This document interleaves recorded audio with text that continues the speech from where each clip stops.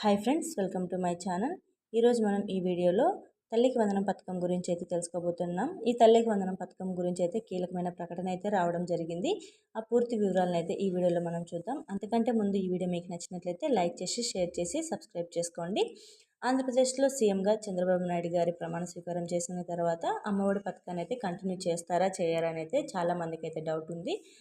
అందరికీ కూడా ఇది ఒక గుడ్ న్యూస్ అనే చెప్పుకోవచ్చు. తప్పనిసరిగా అమ్మఒడి పథకంలో తల్లికి వందనం తీసుకొస్తామని ప్రతి విద్యార్థికి, అంటే రేషన్ కార్డులో ఎంతమంది పిల్లలు ఉంటారో అందరికీ కూడా అంటే వాళ్ళు ఖచ్చితంగా ఇస్తామని అయితే చెప్పడం జరిగింది. అధికారికంగానే ప్రకటించారు.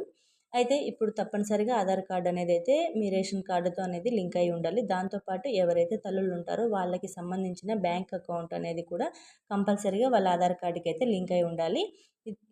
ఈ ఆధార్ కార్డు అనేది ఇంకా మీరు అప్డేట్ కానీ చేసుకోకున్నా, లేదంటే మీకు ఇంతవరకు ఆధార్ కార్డు అనేది లేకుండా ఉంటే కనుక ఈ నెల 23 నుంచి 27 వరకు మీకు దగ్గరలో ఉన్న పాఠశాలలో కానీ అంగన్వాడీ కేంద్రాల్లో కానీ ఆధార్ కార్డు శిబిరాలను అయితే ఏర్పాటు చేయడం జరుగుతుంది. అక్కడికి వెళ్ళేసి మీరు ఆధార్ కార్డు అనేది అప్డేట్ కానీ, లేదంటే కొత్తగా అయితే అప్లై చేసుకోవాల్సి అయితే ఉంటుంది.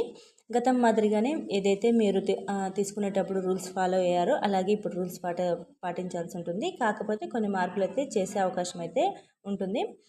తల్లికి వందనం కోసం విద్యార్థి అంటే మీ కుటుంబంలో ఎంతమంది అయితే పిల్లలు ఉంటారో వాళ్ళందరికీ సంబంధించి పేర్లు అన్నీ కూడా రేషన్ కార్డులు అయితే ఉంటేనే తలా ఒక్కొక్క పేరుకి 15,000 రూపాయలు అయితే ఇవ్వడం జరుగుతుంది. స్కూల్కి వెళ్ళేటప్పుడు మాత్రం కనీసం 1వ తరగతి అంటే 6 సంవత్సరాల నుండి ఉండాలి. అటువంటి విద్యార్థులకు మాత్రమే ఇవ్వడం జరుగుతుంది. ఇంటర్మీడియట్ వరకు చదివే విద్యార్థులందరికీ కూడా ఈ తల్లికి వందనం పథకం డబ్బులు అయితే ఇస్తారు.